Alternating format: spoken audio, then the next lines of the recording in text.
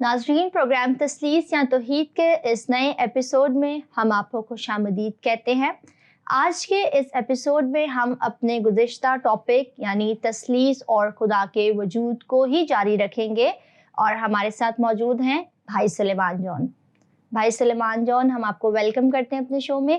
جیسا کہ پچھلے شو میں ہم اس بات کا ذکر کر رہے تھے کہ خدا موجود ہے، اور اس کے تعلق سے آپ نے ہمیں چند ایک دلائل پیش کیے۔ پہلے ہم نے فلسفی پہ بات کی، پھر ہم بائبل میں سے کچھ ایسے دلائل دیکھ رہے تھے جو کہ خدا کی موجودگی کا پروف دیتے ہیں، اور اس دلائل کو بیان کرتے ہوئے، ان دلائل کو بتاتے ہوئے آپ نے تخلیق یعنی کریشن کا ذکر کیا تھا، جو کہ ہماری بات ادھوری رہ گئی تھی۔ تو میں چاہوں گی کہ آج وہیں سے اس بات کا آغاز کیا جائے۔ جی بہت شکریہ انمول۔ پچھلے پروگرام میں ہم نے دیکھا تھا کہ خدا کے وجود کے دلائل ہیں عقلی، منطقی، یا جسے ہم فلسافیکل کہتے ہیں جی، اور اس میں سائنس کا بھی ہم نے کہا تھا کہ عمل دخل ہوتا ہے، کہ موجودہ جو فلاسفرز ہیں 20ویں صدی کے اور اس صدی کے بھی، وہ سائنس کو شامل کرتے ہیں خدا کے وجود کے دلائل دینے میں، جیسے بگ بینگ تھیوری ہے یا اس طرح کے جو سائنس کے مفروضے ہیں یا حقائق ہیں، ان کو استعمال کر کے ہم نے دیکھا تھا کہ یہ جب منطقی طور پر ہم خدا کے دلائل دیتے ہیں فلسفے کے، تو اس سے خدا کا جو وجود ہے وہ ثابت شاید ہو جائے، کم سے کم ایمانداروں کے لیے تو ہوتا ہے، لیکن وہ خدا شخصی خدا نہیں ہے۔ وہ خدا کا تصور ایک آپ سمجھ لیں پھیکا سا تصور ہے، کہ وہ اس کے اندر کوئی شخصیت نہیں ہے، اس کے اندر کوئی جذبات نہیں ہے، اور وہ انسانوں سے تعلق نہیں رکھتا۔ اس کے برعکس بائبل، جیسے میں نے آپ کو کہا تھا، وہ خدا کے تعلق کی بات کرتی کہ خدا ہمارا باپ ہے، وہ ہمارا دوست ہے، اور تمام انسانی تعلقات کو خدا کے ساتھ جوڑا گیا ہے بائبل کے اندر۔ تو خدا کو جاننا، جس طرح ہم نے کہا تھا کہ خدا کو جاننے کا مطلب ہے خدا سے محبت رکھنا، اس کے ساتھ انسیت قائم کرنا، ویسے جیسے ایک مرد اور عورت کی شادی کے رشتے میں ہوتی ہے۔ تو بائبل اس طرح کے تعلق کی خدا کے ساتھ بات کرتی ہے۔ اس سلسلے میں پھر ہم جب دیکھتے ہیں کہ بائبل خدا کے وجود کے دلائل کیا پیش کرتی ہے، تو عام طور پہ لوگوں کا یہ خیال ہوتا ہے کہ سب سے پہلی دلیل یہی ہے کہ دنیا کو خدا نے بنایا۔ بائبل جیسی آپ کھولتے ہیں تو اس میں لکھا ہے ابتدا میں خدا نے آسمان اور زمین کو خلق کیا۔ تو لوگ یہ سمجھتے ہیں کہ یہ ایک دلیل ہے کہ کیونکہ دنیا خلق ہوئی ہے اسی لیے خدا ہے، اور یہ وہی میں نے آپ کو بتایا تھا کہ کاسمولوجیکل آرگیومنٹ، یا جسے ہم کہتے ہیں کلام کاسمولوجیکل آرگیومنٹ۔ اس میں بنیادی طور پر فرق ہمارے پاس یہ آتا ہے کہ بائبل جو ہے وہ تخلیق کے عمل کو بطور خدا کے وجود کے دلیل کے پیش نہیں کرتا، بلکہ وہ یہ دکھانے کے لیے پیش کرتا ہے کہ جو خدا ہے وہ کائنات سے، تمام مخلوقات سے بالا تر۔ بالا تر سے مراد یہ نہیں کہ ان سے دور ہے، لیکن یہ کہ وہ ان میں شامل نہیں، کیونکہ ہم جانتے ہیں کہ قدیم زمانے میں بھی اور آج کے دور میں بھی کچھ لوگ ایسے ہیں جو مظاہر یعنی جو فطری مناظر ہیں، جو خلقت ہے، جو جاندار ہیں، جو پھل پیڑ پودے ہیں، ان کو پوچھتے ہیں۔ ایک عام میں آپ کو بتاؤں کہ ہم لوگ اپنی گفتگو میں ایک فکرہ استعمال کرتے ہیں ٹچ ووڈ، جب ہم نے کسی کی نظر اتارنی ہے تو یہ ٹچ ووڈ مطلب ہم لکڑی کو یا درختوں کو کچھ سمجھتے ہیں، مطلب پرانے ہمارے جو آباء و اجداد تھے وہ آج ہم اس کو سینس میں نہیں لیتے، ہم گڈ لک کے یا بلیسنگ کے طور پہ اس کو لیتے ہیں، لیکن اس کا مطلب یہ ہے۔ تو پرانے زمانے میں ایسا ہوتا تھا۔ تو یہ بتانا کہ خدا نے ان چیزوں کو بنایا ہے، اس میں آپ خدا کو نہ ڈھونڈیں اس طرح سے کہ اس کو بنانے والا کون ہے، لیکن ان چیزوں کے اندر آپ خدا کو نہ ڈھونڈیں، یعنی آپ پیڑوں کی، جانوروں کی یا مظاہر کی، ان کی پرستش نہ شروع کر دیں۔ یہ اس کا مقصد ہے، ٹھیک ہے۔ انگریزی کے دو لفظ ہیں، ایک ہے پینتھیزم۔ پینتھیزم کا مطلب، پین کا مطلب ہوتا ہے سب کچھ خدا ہے، پینتھیزم، ٹھیک ہے۔ بائبل جو آپ کو نظریہ دے رہی ہے وہ ہے پینینتھیزم۔ یہ تھوڑا سا ٹیکنیکل بات ہے کہ تھیولوجنس کہتے ہیں کہ بے شک خدا اس کائنات میں موجود ہے، بے شک آپ خدا کو اپنے ارد گرد محسوس کر سکتے ہیں ہر چیز میں، چاہے وہ گھاس ہو، چاہے وہ ہوا ہو، چاہے وہ بادل ہو، چاہے آپ کے پیٹس کیوں نہ ہو، لیکن خدا وہ نہیں ہے، ٹھیک ہے۔ ہمیں ان کو دیکھ کے خدا تک پہنچنا ہے اور پھر خدا کی ہم نے پرستش کرنی ہے، ٹھیک ہے۔ تو یہ ایک فرق ظاہر کرنے کے لیے کریشن کا اس میں ذکر آیا۔ اور دوسری بات یہ کہ ہم عام طور پر جب فلسفے کی روح سے بات کرتے ہیں کہ خدا کریٹر ہے، کہ God has created this universe, تو ہم ایک لفظ استعمال کرتے ہیں لاطینی کا، وہ ہے ایکس نیہیلو۔ ایکس نیہیلو کا مطلب ہوتا ہے آؤٹ آف نتھنگ، جسے ہم یہ بھی کہتے ہیں کہ نیس سے ہست، یعنی کچھ بھی نہیں تھا اور خدا نے بنایا۔ لیکن بائبل میں اس چیز کا ذکر کہیں نہیں ہے کہ کچھ بھی نہیں تھا اور اس سے خدا نے بنایا. بلکہ جب آپ بائبل پڑھتے ہیں پیدائش کی کتاب اس کا پہلا باب اور وہ آپ تخلیق کی پوری آپ کہانی پڑھیں تو اس میں یہ ظاہر کیا گیا ہے کہ جب خدا نے زمین اور آسمان کو بنایا تو پانی موجود تھا, ٹھیک ہے, اور خدا کی روح اس پہ جنبش کرتی تھی اور اس کو آہستہ آہستہ خدا نے ایک صورت دی. یعنی اس نے سمندر بنائے, اس نے زمین کی حدود مقرر کی, اس نے ویجیٹیشن جیسے ہم کہتے ہیں کہ پیڑ پودے پھل سبزی یہ چیزیں بنائیں. تو جو اسکالرز ہیں اولڈ ٹیسٹمنٹ کے اور تاریخ کے اور جو ہسٹری آف ریلیجن کے بھی اسکالرز ہیں اور جو میتھولوجی کے اسکالرز ہیں وہ ہمیں یہ بات بتاتے ہیں کہ اس زمانے میں جب بائبل لکھی گئی یا یہ باتیں حضرت موسیٰ نے ہم تک پہنچائی تب کے جو مذاہب تھے, تب کے جو لوگ تھے ارد گرد کی قوموں کے اسرائیل کی, وہ اس بات کو مانتے تھے اور ان میں یہ اس طرح کے واقعات اور کہانیاں رائج تھیں کہ یہ دنیا کیسے بنی ہے. تو کچھ لوگ یہ بھی مانتے تھے کہ بہت سارے خدا ہوتے ہیں, ان کی جنگ ہوئی آپس میں, تو کسی کا ہاتھ کٹا تو وہ کہیں گرا تو وہ پہاڑ بن گیا, کسی کی آنکھ سے آنسو نکلا تو وہ سمندر بن گیا. اس طرح کی باتیں وہاں پہ موجود تھیں, ٹھیک ہے. اب بائبل کو جب ہم پڑھتے ہیں تو علماء کے نزدیک 3 سوال آتے ہیں. کیا بائبل بھی اسی طرح کی باتیں کرتی ہے؟ کیا بائبل ان باتوں سے آزاد ہے یا پھر بائبل ان باتوں کو رد کرتی ہے؟ تو یہ جو تیسرا آپشن ہے کہ بائبل ان باتوں کو لے کر اس زمانے کی جو فلاسفیز یا میتھولوجی ہے اس کو لے کر اس کو رد کرتی. تو یہ جب لکھا ہے نا کہ پانی موجود تھا, ٹھیک ہے, اور خدا کی روح پہ جنبش کرتی تھی, تو یہ بالکل ویسی ہے بات جو قدیم زمانے میں خداؤں کو کی جنگ کی بات ہوتی تھی. کیونکہ آپ یہ دیکھیں کہ پانی کو خدا بنا کے پیش کیا گیا بائبل مقدس میں, اس کے آپ حوالے دیکھ سکتے ہیں پیدائش سے لے کر مکاشفہ تک. اچھا, سورج کو بھی اس طرح, سورج چاند ستاروں کو بھی خدا کے طور پہ پیش کیا گیا ہے. اسی لیے جب آپ پیدائش کی کتاب پڑھتے ہیں تخلیق کا واقعہ تو وہاں پر سورج نہیں لکھا, وہاں لکھا ہے بڑی روشنی یا چھوٹی روشنی, نیر اکبر نیر اصغر, ٹھیک ہے. اسی طرح مکاشفہ کی کتاب میں لکھا ہے کہ جو نیا مقدس شہر ہوگا, جو نئی دنیا ہوگی, اس میں سورج نہیں ہوگا. تو بہت سارے لوگ بولتے ہیں اس کا کیا, اس کے پیچھے کیا منطق ہے؟ منطق اس کے پیچھے یہ ہے کہ ان چیزوں کو لوگ اس زمانے میں خدا جب کہتے تھے تو اس کو رد کرنے کے لیے بائبل نے اسی لینگویج کو اپنایا, لیکن اس کی تھیولوجی یہ ہے کہ خدا ان چیزوں پہ غالب ہے, دنیا میں اور خدا نہیں ہے, صرف ایک ہی خدا ہے, اس نے سب پہ غلبہ پایا. اور یہ جو ایک طرح سے پانی سمندر طوفان, خدا نے اسے قابو کیا, اس پہ جنبش کی ہے, ٹھیک ہے. اور اس نے انگریزی کا ایک فکرہ ہے کیوس ٹو کاسموس, یعنی کیوس کا مطلب ہوتا ہے ابتری اور کاسموس کا مطلب ہوتا ہے بیلنس یا ڈیزائن. تو کاسموس کائنات کو بھی ہم کہتے ہیں. تو یہ کائنات خدا نے بنائی ہے, بیسیکلی اس نے ابتری سے اس نے آرڈر پیدا کیا, یعنی اس نے وہ حالات پیدا کیے کہ انسان یہاں پر آ سکیں. یہ بائبل کی کہانی ہے, ٹھیک ہے. تو اس میں یہ نہیں ہے کہ ایک کچھ جادوگری ہے یا کہ کچھ نہیں تھا تو خدا نے دنیا بنا دی, یا اس کے پیچھے مقصد کیا. تو مقصد اس کے پیچھے یہی ہے کہ یہ دکھانا کہ خدا نے کائنات کو بنایا, خدا کائنات کا حصہ نہیں ہے, اس لیے اس کی عبادت جو ہے مطلب ہم فطری مناظر کی یا چاند ستاروں کی یا جانوروں کی یا پیڑ پودوں کی عبادت ہم نہ کریں, ٹھیک ہے. اچھا, جب آپ ببلیکل کریشن اکاؤنٹ کی بات کر رہے ہیں, ٹھیک ہے, تخلیق کی ہم بات کر رہے ہیں, اور آج کی ماڈرن ورلڈ میں جب ہم رہ رہے ہیں تو ہم سائنس کو بھی جو ہے نا درگزر نہیں کر سکتے, ٹھیک ہے. کہیں نہ کہیں ہمیں اس کی سپورٹ کی اپنے سرمنس میں یا اپنے لیکچرز میں ضرورت پڑتی ہے, ٹھیک ہے. تو ایولیوشن تھیوری اور جو کریشن بائبل میں موجود ہے اس کو ہم کیسے ریلیٹ کر سکتے ہیں؟ ہاں جی, کیونکہ دیکھیں اب میں نے آپ کو شروع میں کہا تھا کہ ایک فرق آ جاتا ہے جب ہم صرف فلسفی یا سسٹمیٹک تھیولوجی کی بات کرتے ہیں اور جب ہم بائبل کے ٹیکسٹ کو پڑھتے ہیں, ٹھیک ہے. اور اس میں بھی ہر کتاب میں, یعنی اگر ہم توریت کو پڑھ رہے ہیں, اگر ہم انجیل کو پڑھ رہے ہیں, تو ہمیں یہ دیکھنا ہے کہ وہ الفاظ ہمیں کیا کہہ رہے ہیں. اب مکمل طور پر تو ہم اپنی دینی جو بایس ہے, جو ہم نے بچپن سے سیکھا ہے, اس کو ہم ہٹا نہیں سکتے. اور مقصد یہ نہیں ہوتا کہ آپ ٹیکسٹ کو چیلنج کریں, بلکہ یہ کہ آپ ٹیکسٹ کو الاؤ کریں کہ وہ آپ کے خیالات کو چیلنج کریں. تو جیسے جیسے ہم لوگ, صرف یہ علماء کی بات نہیں ہے, پورے چرچ کی بات ہے کہ جیسے جیسے علم آگے بڑھ رہا ہے, لوگ ان باتوں کو پڑھتے ہیں تو وہ نئی نئی چیزیں سیکھتے ہیں اس کے اندر سے, ٹھیک ہے. تو یہ جو میں نے بات کی نا کہ بائبل شاید اس بات کو پیش نہیں کر رہی کہ کچھ نہیں تھا تو خدا نے سب کچھ بنایا, بلکہ اس کو کہ جو تھا اس کو خدا نے آرڈر میں لایا. تو پھر اس سے لوگ یہ سوال کرتے ہیں کہ کیا یہ ایولیوشن یا جسے ہم ارتقاء کہتے ہیں کہ یہ دنیا جو ہے وہ ارتقائی عمل سے بنی ہے, تو کیا اس کی ہم تائید کر رہے ہیں؟ اور پھر یہ الزام لگتا ہے کہ جو علماء ہیں وہ صرف سائنس کے ڈر میں آ کے یا سائنس کے دباؤ میں آ کے زبردستی بائبل میں ایولیوشن کو فٹ کر رہے ہیں. اس کا جواب مختصراً یہ ہے کہ دیکھیں, ایک ہے ایولیوشن یا ارتقاء کا جو نظریہ ہے یا جو اس کے حقائق ہیں یا جو اس کی تھیوری ہے وہ اپنی جگہ قائم ہے, ٹھیک ہے. اور یہ صرف بائبل کی بات نہیں ہے, آپ قدیم مذاہب جتنے بھی دیکھ لیں آپ.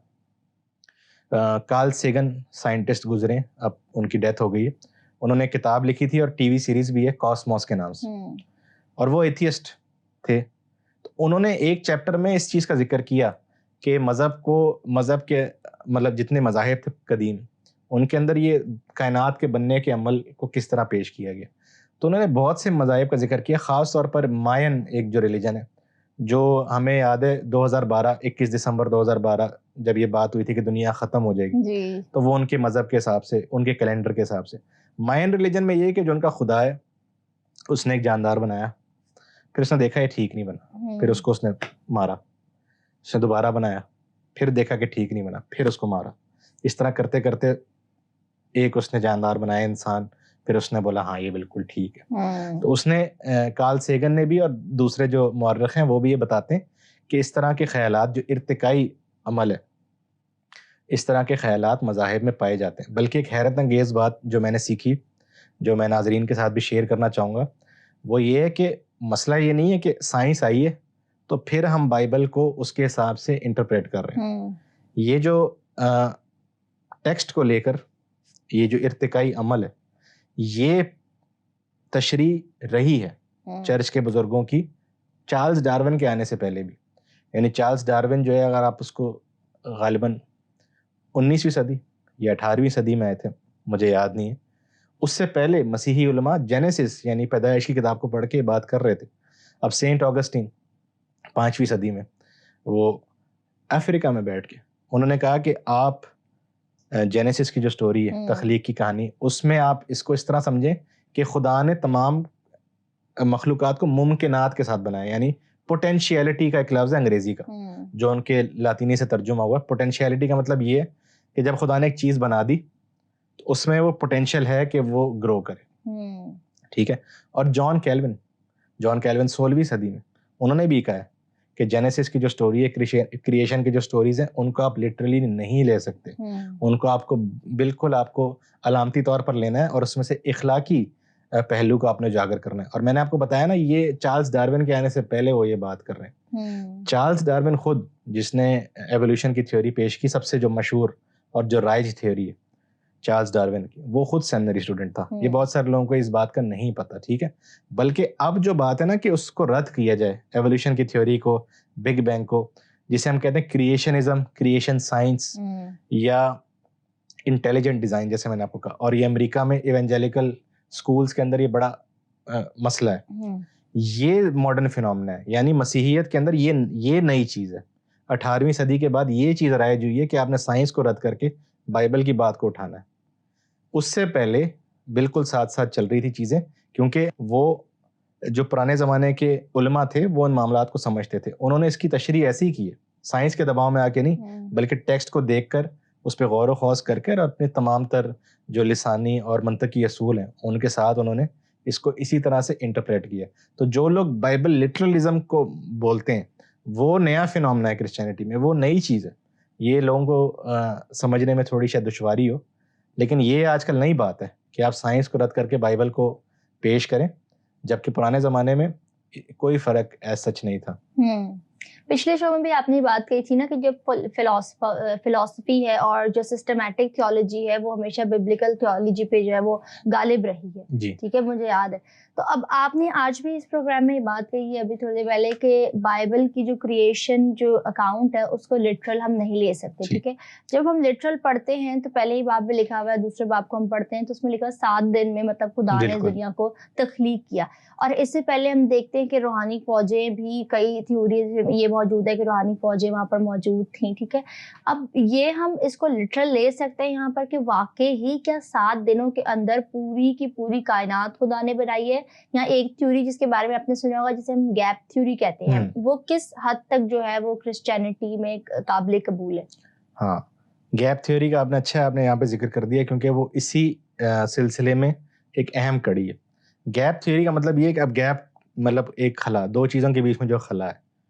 تو جو ناقدین ہیں وہ یہ کہتے ہیں کہ جو مسیحی علماء ہیں, مسیحی کے علاوہ جتنے بھی مذہب ہیں, وہ یہ کہتے ہیں کہ وہ ایک اور لفظ استعمال کرتے ہیں گاڈ آف دا گیپس، یعنی جہاں پر آپ کی نالج ختم ہوتی ہے یا جہاں آپ ایک چیز کو ایکسپلین نہیں کر پاتے آپ اس کو خدا کا نام دے دیتے ہیں. ٹھیک ہے، سائنس ہمیں ہر چیز سمجھا دیتی ہے، ان کا یہ دعویٰ ہے. سائنس ہمیں بتاتی ہے کہ دنیا کیسے بنی، سائنس ہمیں بتاتی ہے کہ انسان کیسے بنے، انسان کیسے وجود میں آتے ہیں، ان کی تاریخ کیا ہے. سائنس ہمیں بتاتی ہے کہ خلا کے اندر کیا ہے، سائنس ہمیں بتاتی ہے کہ سمندر کی تہہ کے اندر کیا ہے. تو وہ کہتے ہیں جہاں آپ کو کچھ سمجھ نہیں آتا تو آپ کہتے ہیں کہ خدا نے کی ہے یا خدا. تو وہ ان کا دعویٰ یہ ہے کہ ہم آہستہ آہستہ جو ہے سب کچھ جان جائیں گے، ہمیں خدا کی ضرورت نہیں پڑے گی. اس کے اوپر اب جواب یہ ہے کہ کیا یہ بات صحیح ہے؟ ٹھیک ہے کہ ہم نے خدا کو گیپ میں دیکھا ہے.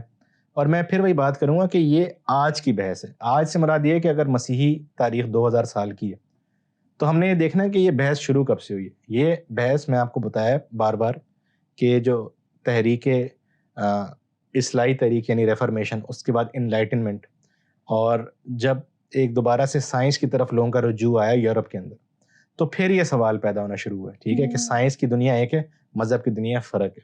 اس سے پہلے یہ علوم الگ الگ نہیں تھے. ہمیں پتہ ہے کہ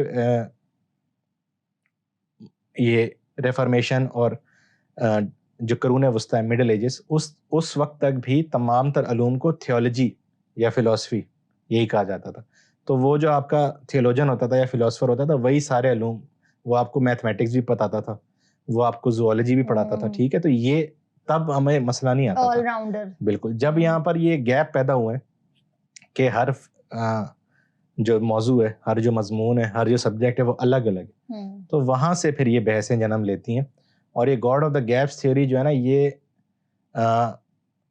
مسیحی علماء جو ہیں زیادہ تر وہ اس بات کو نہیں مانتے، کیونکہ وہ خدا کو استعمال نہیں کرتے کائنات کو سمجھنے کے لیے. یہ ایک بات سمجھنے کی ہے کہ ہم یہ نہیں کہہ رہے کہ ہم خدا کو لے کر پھر یا بائبل کو لے کر ہم بتائیں کہ سیارے کیا ہوتے ہیں، پہاڑ کیا ہوتے ہیں، بلکہ سائنس ہمیں بتائے کہ یہ چیزیں کیا ہوتی ہیں. ہم اس کے اوپر یہ دیکھیں کہ خدا کا پرسپیکٹیو کیا ہے، اور یہ کہ الہیاتی پہلو سے اس کو دیکھیں، اور پھر اس سے ہم لیسن کیا لے سکتے ہیں. سب سے ضروری چیز یہ ہے. کبھی کبھی لوگ یہ بھی کہتے ہیں کہ بائبل میں قدیم زمانے کی سائنس موجود ہے، اور یہ شاید الہام کے اوپر ایک سوال ہے. لیکن اس میں ان کو سمجھنے میں غلطی یہ ہوتی ہے کہ بائبل سائنس کو نہیں بیان کر رہی. اس کے اینڈ میں جو بات آ رہی ہے وہ جو سبق ہے، یعنی اگر بارش کے سلسلے کو بیان کیا گیا، یا حملہ ہونے کے سلسلے کو بیان کیا گیا، یا پہاڑوں کے بننے کے سلسلے کو بیان کیا گیا. اب ہو سکتا ہے وہ سائنٹیفکلی آج کے حساب سے غلط ہو، لیکن وہ وہاں پر فل سٹاپ نہیں لگا ہوا.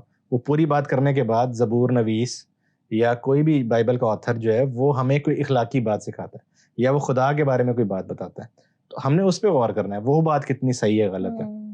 اس بحث میں نہیں پڑھنا چاہیے. اور God of the gap theory جو ہے وہ اسی لیے ابھی بھی کچھ لوگ اس لیے رائج ہیں کیونکہ وہ بضد ہیں کہ مذہب اور سائنس کو لڑائیں آپس میں، یا بائبل کو آپ بولیں کہ وہ سائنس پہ حاوی ہے، سائنس کو آپ بولیں بائبل پہ حاوی ہے. لیکن جب آپ ان دونوں علوم کو اپنی اپنی جگہ دیکھتے ہیں تو پھر یہ مسئلہ پیدا نہیں ہوتا. ٹھیک ہے. اور جیسا میں نے آپ کو بتایا، جو بائبل خدا کا تصور پیش کر رہی ہے وہ یہ ہے ہی نہیں کہ آپ کے دل میں خدا رہتا ہے یا زندگی کا آپ کا ایک پہلو مذہب کا ہے. ٹھیک ہے. یہودیت میں تو یہ ہے کہ تمام تر آپ کی جو جسم جان روح ہے، آپ کی کمیونٹی، آپ کی فیملی، آپ کا ملک، وہ سب خدا کا ہے. تو اس کو وسیع تر اگر آپ لیں تو پوری کائنات ہی خدا کی ہے. تو اس کے اندر گیپ کی گنجائش پھر نہیں ہوتی. مطلب یہ کہ کچھ لوگ سمجھتے ہیں کہ شاید جو کریشن ہے، تخلیق ہے، وہ خدا کی موجودگی کی ایک بڑی دلیل ہے، جبکہ ایسا نہیں ہے. اگرچہ ہمیں ہر چیز میں خدا نظر آتا ہے لیکن ہر چیز خدا نہیں ہے. بالکل. اور وہ اس بات کی دلیل ہے کہ پھر آپ بت پرستی یا ان چیزوں کی طرف نہ جائیں. ٹھیک ہے. ہاں بالکل. آپ خدا کو مطلب ہر چیز جو کائنات میں وہ اشارہ کرتی ہے اس کے بنانے والے، یا جو ایک اس کی جو اس سب کے پیچھے جو ہستی موجود ہے اس کی طرف. مطلب یہ کہ کریشن خدا کو جاننے کا ذریعہ ضرور ہو سکتی ہے. بالکل. ہر چیز خدا کو جاننے کا ذریعہ ضرور ہے، لیکن وہ خدا نہیں. اب اس کو اگر آپ تھوڑا آگے لے جائیں تو ہم بھی مطلب اگر کوئی عالم ہے، کوئی پاسٹر ہے، تو لوگ خدا کی طرف جائیں، اس کو نہ خدا بنا لیں. یہ باتیں، اسی کو بت پرستی، یہی بت پرستی ہے کہ جب آپ جو چیز آپ کو خدا کی طرف لے جا رہی ہے آپ اس کی عبادت کرنا شروع کر دیں، اس کو خدا سمجھنا شروع کر دیں. تو یہ کیونکہ انسان بھی کریشن ہی ہے. بالکل. انسان بھی، ہر چیز کریشن ہے. ٹھیک ہے. تو وہ ایون ریلیجن بھی، اگر آپ بائبل ہے یا چرچ ہے، آپ وہ جہاں آپ کو لے کے جا رہا ہے تو آپ اس طرف جائیں.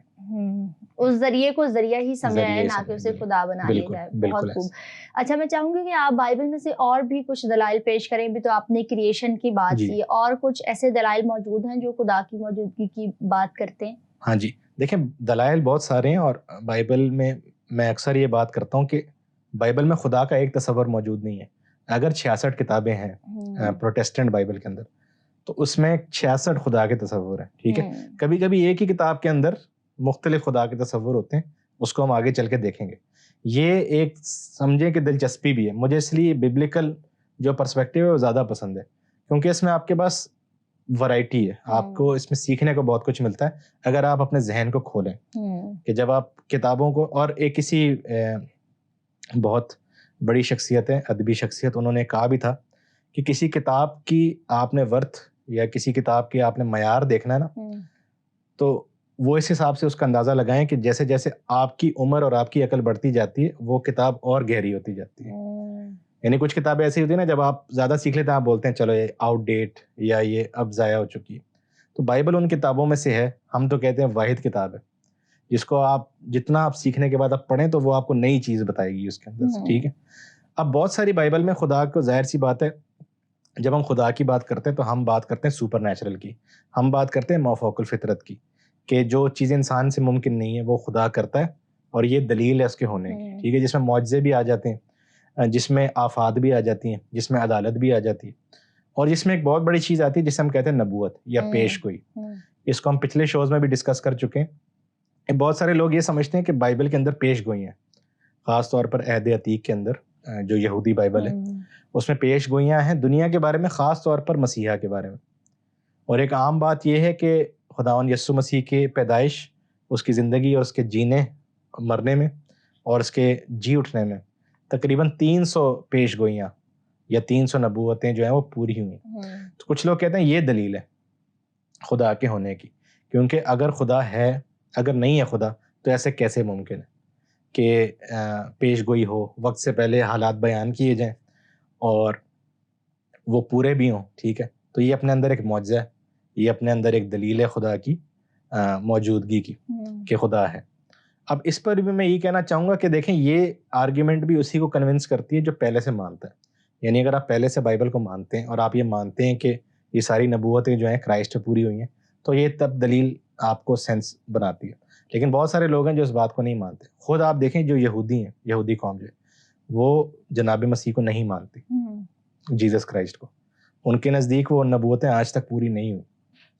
اچھا اگر ہوئی بھی ہیں، جن نبوتوں کو ہم مسیحائی نبوت کہتے ہیں، اگر وہ پوری ہوئی وہ اپنی قوم کے حساب سے لیتے ہیں. جیسے مثال کے طور پر ورلڈ وار 2 میں جو ہولوکاسٹ ہوا تھا جس میں 6 ملین یہودی مارے گئے تھے، تو وہ اپنے اوپر لیتے ہیں کہ جو دکھ اٹھانے والا خادم ہے وہ ہم ہیں، ہم وہ ہیں جس نے دنیا کے گناہ اپنے اوپر اٹھائے، ہم وہ ہیں جو کچلے گئے. ہم کہتے ہیں یہ مسیح کی بات ہے، وہ کہتے ہیں نہیں یہ ہماری بات ہے. تو ایک یہ اختلاف آتا ہے. نبوت کے حوالے سے ایک اور اختلاف یہ آتا ہے کہ دیکھیں اس میں پھر تقدیر کا مسئلہ آتا ہے. اب مذاہب کے اندر یہ ایک، اور فلسفے کے اندر بھی اور سائنس کے اندر بھی یہ ایک ایشو ہے جسے ہم پری ڈیسٹینیشن بھی کہتے ہیں، ہم اسے ڈٹرمنزم بھی کہتے ہیں کہ کیا چیزیں پہلے سے طے شدہ ہیں، کیا خدا نے سب کچھ پہلے سے طے کیا ہے. اب اس کو اگر ہم پازیٹیو وے میں لیں تو یہ ہمارے لیے حوصلے کا باعث ہے، تسلی کا باعث ہے کہ ہر چیز خدا نے طے کی ہوئی ہے اور وہ اپنے لوگوں کی کیئر کرتا ہے. لیکن اس کا منفی طریقے سے لیں کہ جو دنیا میں برائی ہوتی ہے، جو قدرتی آفات آتی ہیں، جو اموات ہوتی ہیں، جو مہلک بیماریاں ہوتی ہیں کینسر جیسی، جو حادثات ہوتے ہیں، تو پھر یہ کس نے پلان کیا؟ کیا یہ خدا نے پلان کیے ہیں؟ کیا خدا لوگوں کی ہلاکت چاہتا ہے؟ کیا خدا لوگوں کو برباد کرنا چاہتا ہے؟ تو پری ڈیسٹینیشن پہ، نظریہ تقدیر پہ سب سے بڑا سوال آج کل اور پہلے بھی یہی اٹھایا جاتا ہے، اور یہ خدا کی ذات پہ بھی اٹھایا جاتا ہے کہ ایول جو ہے، مطلب برائی، بدی، کیا پھر خدا اس کو بھی پلان کرتا ہے؟ کیونکہ بدی ہوتی آج کل بھی ہو رہی ہے. بالکل. تو کیا اس کو، یہ جو جنگیں ہوتی ہیں یا جو سونامی آتا ہے یا پری پلان تھا، کیا دھماکہ ہوتا ہے کہیں، ہاں جی ٹیررسٹ، تو کیا یہ پری پلان تھا؟ اب خدا کی ذات پر ہم اس کو اس طرح اوائڈ کر سکتے ہیں کہ ٹھیک ہے جی خدا اپنی ذات میں پاک ہے، تو بدی جو ہے وہ اس کے خلاف بغاوت کرتی ہے تو اس لیے بدی ہے. وہاں پر جو خدا کے وجود کی بات آتی ہے وہاں تو ہم کسی طرح سے اس سے جان چھڑا لیتے ہیں. لیکن اب جہاں یہاں پیش گوئی اور فیوچر کی بات آتی ہے تو جہاں ہم بھی بضد ہو جاتے ہیں کہ واقعی میں ایسا ہوتا ہے کہ پیش گوئی ہوتی ہے، پہلے سے کوئی بات بتائی جاتی ہے اور وہ پوری ہوتی ہے. جیسے مثال کے طور پر اسرائیل کا مصر میں جانا، 400 سال وہاں رہنا، پھر اسرائیل کا بابل میں جانا، 70 سال وہاں رہنا. اب اس میں جو قتل عام ہوا، ٹھیک ہے چلیں خدا نے نبوت تو کر دی یا نبیوں نے پیش گوئی کر دی ہمارے مطابق کہ ایسا ہوگا، تو پھر جو اس کے اندر برے واقعات ہیں، یعنی مارا جانا، لوگوں کو پرسیکیوٹ کیا جانا، خدا کی ہیکل تباہ ہو جانا، اب کیا یہ بھی خدا کے اس میں ہاتھ میں تھا؟ تو یہ سوال آتا ہے جب ہم نبوت کی بات کرتے ہیں، اور وہ خدا کے اوپر ایک سوالیہ نشان بن جاتا ہے کہ is God author of evil. ہم کہتے ہیں خدا بدی کا بانی نہیں ہے، ٹھیک ہے، وہ نیکی کا سرچشمہ ہے، نیکی اس میں سے نکلتی ہے، ٹھیک ہے. اور جیسا کہ ہم پچھلے شوز میں ڈسکس کر چکے ہیں، بائبل کی روح سے نبوت کا مطلب ہرگز پیش گوئی نہیں ہوتا. یعنی آپ جسے ہم زائچہ کہتے ہیں یا جسے ہم کہتے ہیں کہ کنڈلی آپ نے بنائی کسی کی، ٹھیک ہے، ہاروسکوپ، خدا وہ نہیں ہے، ٹھیک ہے. خدا نبوت کا مطلب یہ ہوتا ہے کہ خدا آپ سے وعدے کرتا ہے، اور وہ وعدے ہمیشہ ان لوگوں سے کیے جاتے ہیں جو ایماندار ہیں، اور وہ وعدے یہ ہوتے ہیں کہ خدا آپ کے ساتھ ہے. میں ایک حوالہ پڑھنا چاہوں گا. یہ حوالہ ہے یسایہ کی کتاب، اور اس کا یہ جو خادم کے گیت ہیں اس کے اندر سے میں پڑھ رہا ہوں، آئزیہ 43. تو وہاں پر لکھا ہے، یہ خدا فرما رہا ہے، ٹھیک ہے، ہر ایک جو میرے نام سے کہلاتا ہے اور جس کو میں نے اپنے جلال کے لیے خلق کیا، جسے میں نے پیدا کیا، ہاں جسے میں نے ہی بنایا، ان اندھے لوگوں کو جو آنکھیں رکھتے ہیں اور ان بہروں کو جن کے کان ہیں باہر لاؤ. تمام قومیں فراہم کی جائیں اور سب امتیں جمع ہوں. ان کے درمیان کون ہے جو اسے بیان کرے یا ہم کو پچھلی باتیں بتائیں؟ وہ اپنے گواہوں کو لائیں تاکہ وہ سچے ثابت ہوں اور لوگ سنیں اور کہیں یہ سچ ہے. یہاں خدا اپنی خدائی کا چیلنج کرتا ہے، لیکن اس میں آپ دیکھیں فیوچر کی بات نہیں کرتا، وہ کہتا ہے جو ہمیں پچھلی باتیں بتائیں. اور یہ پورا باب اگر آپ پڑھیں تو اس کے اندر آپ یہ دیکھیں گے کہ مصر سے رہائی، بابل کی اسیری سے رہائی، جو پچھلی باتیں بائبل میں گزری ہیں اسرائیل کی تاریخ میں، ان کو سامنے رکھا گیا، اور اس میں خدا کی وفاداری کو بنیاد بنایا گیا. اس لیے پروفیٹک آرگیومنٹ بھی خدا کی وجود کو نہیں ثابت کرتی، وہ خدا کی وفاداری کو ثابت کرتی ہے. بالکل. چلیں، بہت شکریہ آج کی تمام تر گفتگو کے لیے. جی ناظرین، آج کے شو میں ہم نے بائبل کے دلائل پر گفتگو کی ہے، جس پہ ہم نے تخلیق اور نبوتی پہلوؤں کا جائزہ لیا ہے. امید کرتی ہوں کہ آج کا شو آپ کے لیے باعث برکت ثابت ہوا ہوگا. اسی ٹاپک کو ہم اپنے اگلے شو میں بھی کنٹینیو کریں گے. ہمیں اور ہماری ٹیم کو اپنی دعاؤں میں یاد رکھیے گا. بہت شکریہ.